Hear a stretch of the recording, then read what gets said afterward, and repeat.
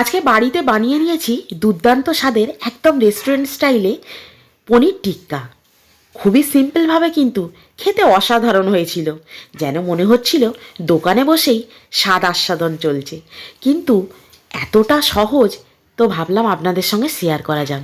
প্রথমে একটা পাত্রে 3 রকমের ক্যাপসিকাম নিয়েছি, তার সাথে পেঁয়াজের টুকরো আছে, আর আছে পনিরের টুকরো।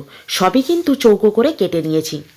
এবারে এর মধ্যে দিয়ে দিচ্ছি লবণ, আর তার সাথে দিয়ে দেব কাশ্মীরি লঙ্কার গুঁড়ো, তার সাথে সামান্য হলুদ গুঁড়ো দিয়ে দেব, আর দেব ধনে গুঁড়ো, সাথে জিরে গুঁড়ো, এবং সঙ্গে দিয়ে দিচ্ছি ঝাল লঙ্কার গুঁড়ো। তার সাথে বেসনকে আমি রোস্ট করে নিয়েছি, সেই রোস্টেড বেসনটা দিয়ে দিলাম। এর মধ্যে টক দই দিয়ে দিলাম এবং খুব সুন্দরভাবে ম্যারিনেট করে নিতে হবে। এবং ম্যারিনেট করে নিয়ে আমি 10 মিনিটের মতো রেখে দেব। 10 মিনিট রেখে দেবার পর এর মধ্যে দিয়ে দিচ্ছি tomato sauce, red chilli sauce আর গ্রিন চিলি সস। 3 রকমের সস দিয়ে আবারও আমি ভালো করে মাখিয়ে নেব। এবারে এর মধ্যে সব শেষে আমি 2 চামচ সর্ষের তেল দিয়ে দেব। এই সর্ষের তেলটা না দিলে কিন্তু টিক্কাটা খুব ভালোভাবে কিন্তু ফ্রাই হবে না। সব কিছু ভালোভাবে মাখিয়ে নেবার পর এবারে একটা কাঠির মধ্যে আমি সমানভাবে পেঁয়াজের টুকরো, ক্যাপসিকামের টুকরো, তার সাথে পনিরের টুকরো খুব ভালোভাবে গিঁথে গিঁথে আমি সেট করে নিচ্ছি। এতটা ভালো লাগছিল করতে, আর মনে মনে খুবই ভালো লাগছিল যে একদম দোকানে যেগুলো আগে আমরা হাঁ করে চেয়ে থাকতাম যে কিভাবে বানিয়েছে, এখন কোনো ব্যাপারই না, নিজে হাতে করছি। এর থেকে আনন্দের আর কিছু আছে নাকি? আর এই যে নিজে হাতে বানিয়ে পরিবেশন করা নিজের বাড়ির লোকেদের সঙ্গে, নিজের প্রিয় মানুষদের সাথে, এর আনন্দই আলাদা।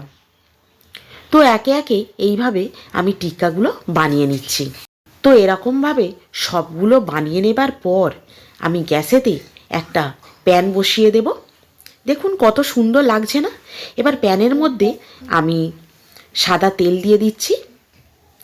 তেলটা গরম হয়ে যাওয়ার পর একে একে আমি যে কাঠিগুলোয় পনিরের টুকরো এবং সমস্ত ক্যাপসিকাম, পেঁয়াজের টুকরোগুলো গিঁথে গিঁথে রেখেছি সেইগুলো দিয়ে দিচ্ছি।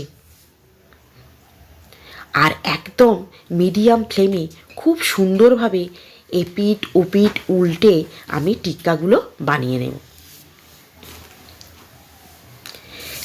এত সুন্দর একটা গন্ধ বেরিয়েছে, মানে বলে বোঝাবার মতো নয়।